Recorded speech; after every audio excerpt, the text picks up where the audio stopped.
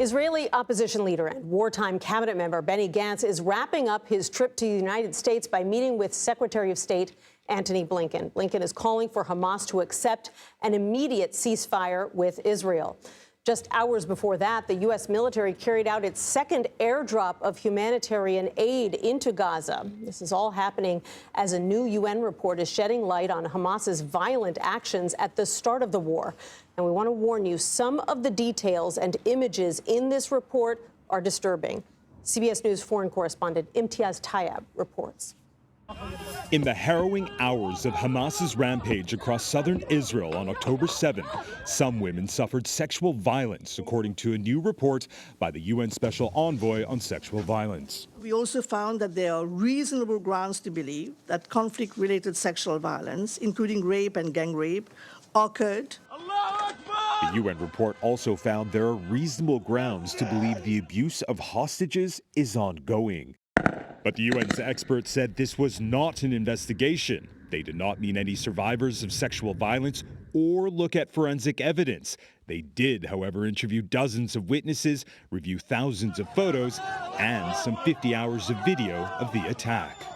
The UN team also visited the Israeli-occupied West Bank to examine allegations of sexual assault of Palestinians in Israeli jails and detention centers, allegations the UN team deemed credible.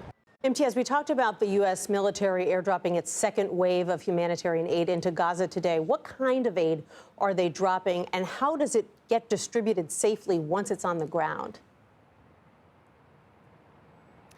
Nancy, the short answer is that there is no real distribution. We've, of course, seen those images of those parachutes gliding onto beaches and into areas of Gaza where there is such dire need. And the reality is that the only people getting access to those rations are those who happen to be there at the time, certainly not those who have the most dire need.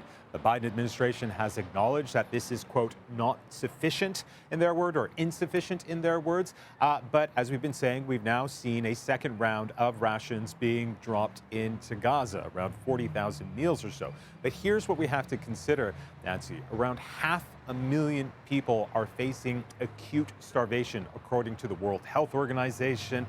1 in 6 children in Gaza are suffering from severe malnutrition, 1 in 6 children.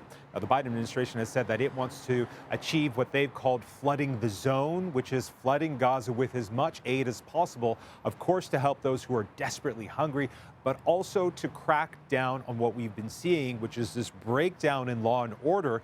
And there are groups inside Gaza who are seizing this aid and selling it on the open market at great profit, despite the desperate need there, Nancy.